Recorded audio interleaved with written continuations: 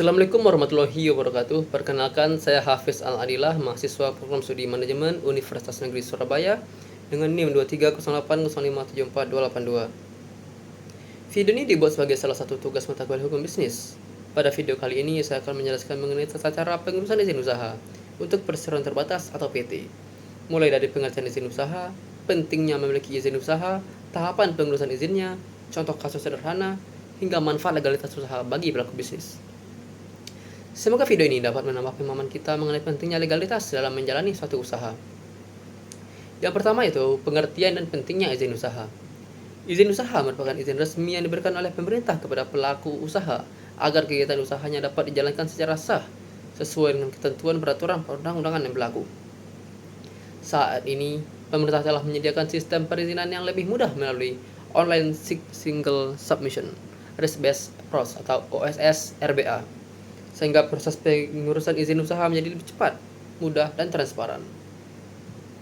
Memiliki izin usaha memberikan banyak manfaat, antara lain memberikan kepastian hukum, meningkatkan kepercayaan pelanggan, investor, dan mitra bisnis, mempermudah memperoleh pembiayaan dari bank, mempermudah mengikuti tender, dan kerjasama bisnis, serta menghindari sanksi administratif maupun hukum. Selanjutnya yaitu jenis usaha yang dipilih. Pada video ini saya memilih membahas perseroan terbatas atau PT.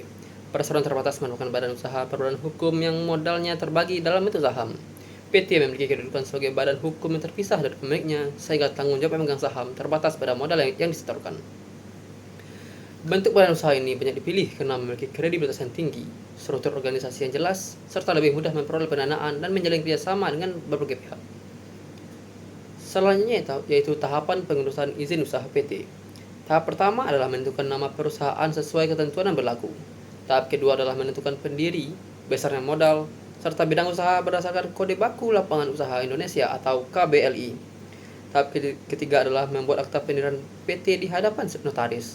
Tahap keempat adalah memperoleh pengesahan badan hukum dari Kementerian Hukum dan Hak Asasi Manusia melalui permohonan yang diajukan oleh notaris.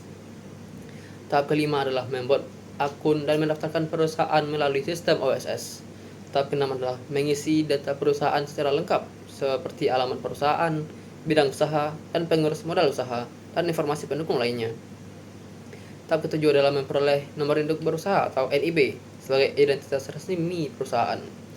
Tahap terakhir adalah memenuhi persyaratan tambahan sesuai tingkat risiko usaha, seperti sertifikat, standar, atau izin khusus apabila diperlukan.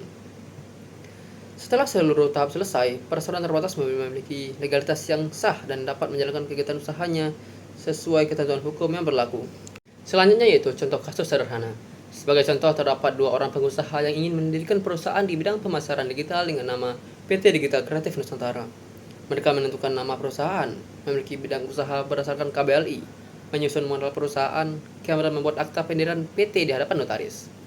Setelah memperoleh pengesahan badan hukum dari Kementerian Hukum dan HAM, perusahaan didaftarkan melalui OSS hingga memperoleh nomor induk berusaha atau NIB.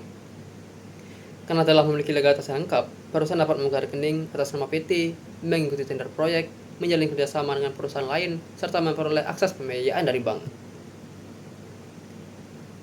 Nah, dapat disimpulkan bahwa izin usaha merupakan bagian yang sangat penting dalam menjalankan sebuah bisnis.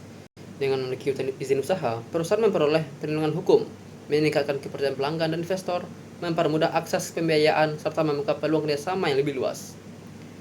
Melalui sistem OSS, proses pengurusan izin usaha kini menjadi lebih mudah, cepat, dan transparan, sehingga setiap pelaku usaha diharapkan mengurus legalitas usahanya sejak awal. Demikian penjelasan mengenai tata cara pengurusan izin usaha perseroan terbatas yang dapat saya sampaikan. Terima kasih atas perhatiannya. Assalamualaikum warahmatullahi wabarakatuh.